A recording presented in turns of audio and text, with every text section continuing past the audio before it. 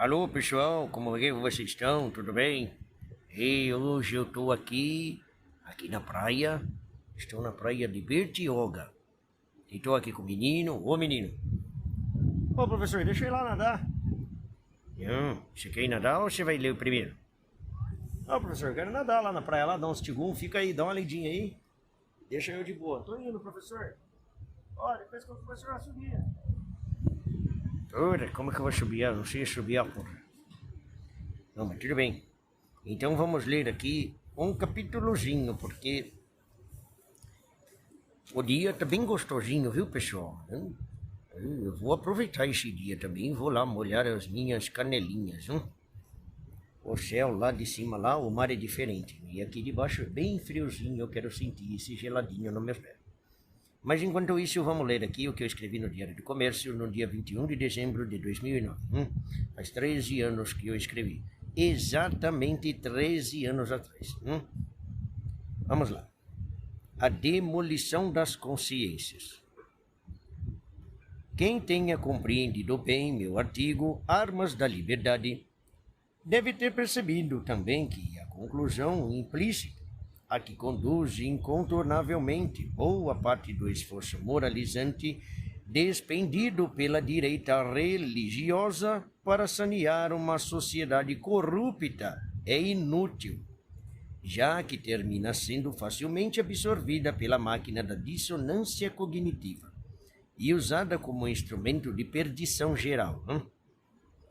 Note bem, pessoal, moralidade não é uma lista de condutas louváveis e condenáveis, pronta para que o cidadão a obedeça com o automatismo de um rato de Pavlov.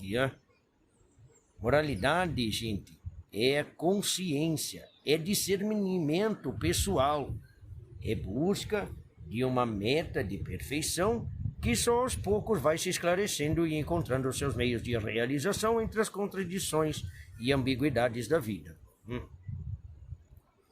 Veja bem, São Tomás de Aquino já ensinava que o problema maior da existência moral não é conhecer a regra geral abstrata, mas fazer parte, fazer a ponte entre a unidade da regra e a variedade inesgotável das situações concretas, tá certo? Onde frequentemente somos exprimidos entre deveres contraditórios, ou nos vemos perdidos na distância entre intenções, meios e resultados. Lutero, para não dizerem que eu puxo a sardinha para a Igreja Católica, Lutero insistia que esta vida não é a devoção, mas a luta pela conquista da devoção. E o Padre Santo Pio, da Pietrelcina, dizia: é melhor afastar-se do mundo pouco a pouco, em vez de tudo de uma vez. Bem, tá ventando pra cacete aqui, tá virando as páginas aqui, tem que ficar segurando, né? Esqueci que a brisa da... Vocês devem estar escutando as ondinhas aí, né? Deixa eu segurar direitinho o livrinho aqui. Eu tenho que tomar cuidado para não cair dessa porra dessa cadeira aqui. Minhas pernas não estão muito acostumadas com essa gravidade aqui. Vamos lá. A literatura, a começar pela Bíblia, está repleta de exemplos de conflitos morais angustiantes, mostrando que o caminho do bem só é uma linha reta desde o ponto de vista divino, que tudo abrange num olhar simultâneo. Para nós que vivemos no tempo e na história, tudo é excitação, lusco-fusco, tentativa e erro. Só aos poucos, orientada pela graça divina, a luz da experiência vai dissipando a névoa das aparências, meu filho. Consciência, especialmente consciência moral, não é um objeto, é uma coisa que você possua. Quer dizer, não é um objeto, né? E nenhuma coisa que você possua. Tem uma erradinha aqui também. Um esforço permanente de integração, uma busca da unidade para além e por cima do caos imediato. É sim uma unificação do diverso, é a resolução de contradições. Os códigos de conduta consagrados pela sociedade, transmitidos pela educação e pela cultura, não são jamais a solução do problema moral. São quadros de referência muito amplos e genéricos, que dão apoio à consciência no seu esforço de unificação da conduta individual. Estão para a consciência de cada um como o desenho do edifício está para o trabalho do construtor. Dizem por alto qual deve ser a forma final da obra, não como a construção deve ser empreendida em cada uma de suas etapas. Quando os códigos são vários e contraditórios, é a própria forma final que se torna incongruente e irreconhecível, desgastando as almas em esforços vãos, que as levarão a enroscar-se em problemas cada vez mais insolúveis e, em grande número de casos, a desistir de todo o esforço moral sério, gente. Muito do relativismo e da moralidade reinantes não são propriamente crenças ou ideologias. São doenças das almas, porra, adquiridas por esgotamento da inteligência moral, cacete. Bem, em tais circunstâncias, lutar por este ou aquele princípio moral, em particular, sem ter em conta que, na mistura reinante, todos os princípios são bons como combustíveis para manter em funcionamento a engenharia da dissonância cognitiva, pode ser de uma ingenuidade catastrófica. O que é preciso denunciar não é este ou aquele pecado em particular, esta ou aquela forma de imoralidade específica. É o quadro inteiro de uma cultura montada, porra, para destruir na base a possibilidade mesma da consciência moral. O caso do Tiger Woods, por exemplo, que eu citei no artigo, é um entre milhares desses, hein? Escândalos de adultério espoucam a toda hora, na mesma mídia que advoga o abortismo, o sexo livre, o gaysismo, essas porra aí. A contradição é tão óbvia e constante, nenhum aglomerado de curiosas coincidências poderia jamais explicar. Sai daqui, mosquitinho, porra. Puta que pariu, agora é hora de entrar mosquitinho no negócio. Eita, porra. Entrou um mosquitinho na minha boca aqui, pessoal. Eu não sei se eu engoli essa porra, mas... Vamos continuar aqui. Espero que não apareça outro mosquito. Não vim para cá para comer porra de mosquito, né? A contradição é tão óbvia e constante que nenhum aglomerado de curiosas coincidências poderia jamais explicá-la. Ela é uma opção política, a demolição planejada do discernimento moral. Muitas pessoas se escandalizam com as imoralidades específicas, mas não percebem nem mesmo de longe a indústria do escândalo geral e permanente, gente, em que as denúncias de imoralidade se integram inutilmente como engrenagens na linha de produção. Bem, ou a luta contra o mal começa pela luta contra a confusão, ou só acaba contribuindo para a confusão entre o bem e o mal.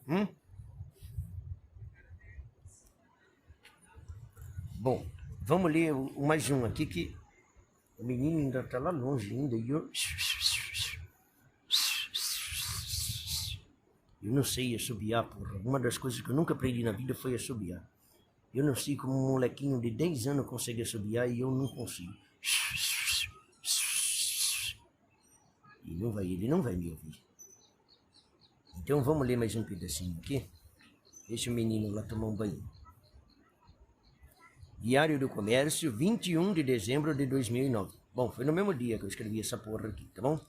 Eu escrevi, na verdade, 2 artigos. Um no dia... Não. Um eu escrevi no dia... Ah, não, porra. Ei, caceta. É a folha que virou, pessoal. Diário do Comércio, eu tô vendo que eu tô estranho, tá vendo? Diário do Comércio é a mesma porra do mesmo jornal. É um dia diferente. Eu escrevi isso aqui no dia 11 de abril de 2012. 2012. Faz 10 anos e meio. Vamos lá, então. O nome do artigo chama Engenharia da Complacência. Vamos lá. Indignado ante o conformismo servil, tá? Com que os americanos, outrora tão apegados às liberdades civis, vão aceitando as instruções cada vez mais agressivas do governo nas suas vidas privadas, o economista Walter Williams finalmente se deu conta de que o movimento antifumo explica parcialmente a atual complacência americana.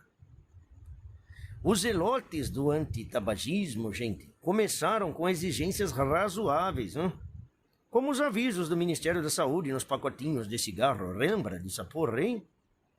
Depois exigiram áreas para não fumantes nos aviões, Encorajados pelo sucesso, exigiram a proibição total do fumo nos aviões. E depois nos aeroportos, nos restaurantes, nos locais de trabalho. Tudo em nome da saúde. Bem, percebendo a resposta complacente dos fumantes, passaram a banir o fumo das praias, nas praças e nas calçadas das grandes cidades, Agora estão clamando por prêmios de seguros de saúde mais caros para os fumantes. Se tivessem apresentado a lista inteira de suas exigências logo no começo, não teria conseguido nada, porra.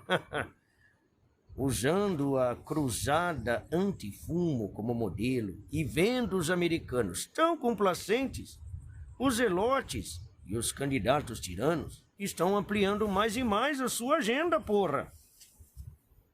Se vocês quiserem ver esse artigo completo, ele está na frontpagimag com gemudo.com/2012/03/16/Americans rave become compliante com T mudo, Agora, se não tiver lá também é porque esses filha da puta também já arrancaram o que estava escrito lá. Bem, continuando. Meus leitores e os ouvintes são testemunhas de que há 1,5 décadas ou mais, eu venho lhes explicando o óbvio. A campanha antitabagista jamais teve nada a ver com saúde, meus filhos. Como era de se prever desde o início, até hoje não se verificou em parte alguma, com a patente, a diminuição do número de fumantes. Rigorosamente nenhuma redução proporcional da incidência das doenças alegadamente causadas pelo fumo. Mas a patente, a ausência dos resultados prometidos, em vez de colocar a questão às premissas iniciais da campanha e moderar a retórica antifumo, como se esperaria de mentalidades do soi dissent científicos, é respondida com novas cargas de exigência cada vez mais prepotentes, porra, mais histéricas, mais invasivas. O antitabagismo, como o socialismo, vive de redobrar blefe após cada desmentido das suas pretensões, transfigurando em sucesso publicitário e político o fracasso crônico das metas nominais alardeadas.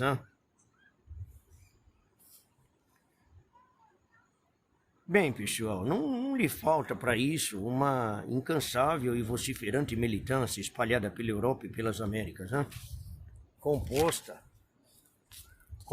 de uma bem subsidiada elite ativista e uma massa idiota de verdadeiros crentes cada vez mais fanatizados.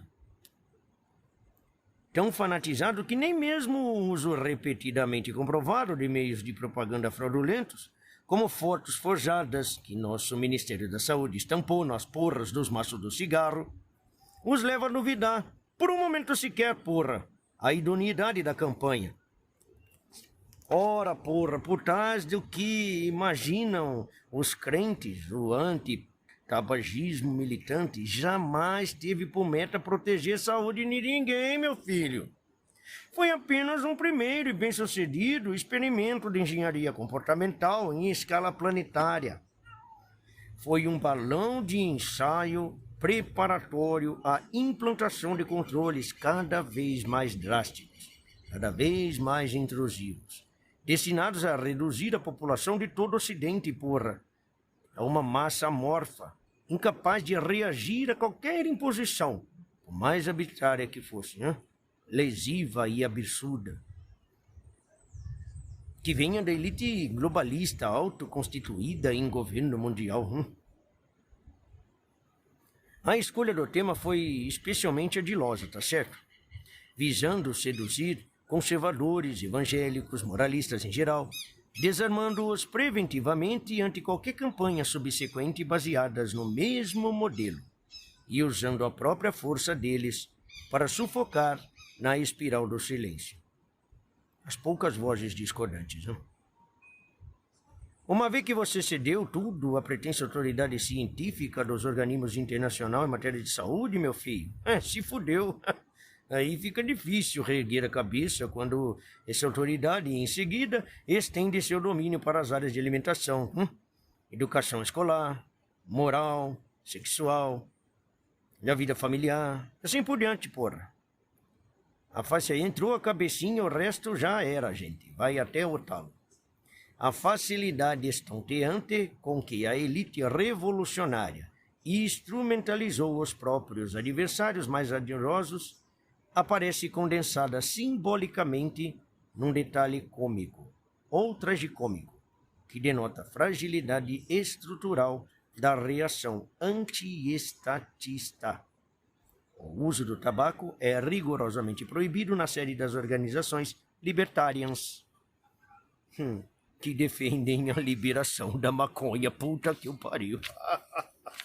Ai, meu saco, viu? Meus ovos dói até hoje quando eu vejo isso. Ai, meu saco.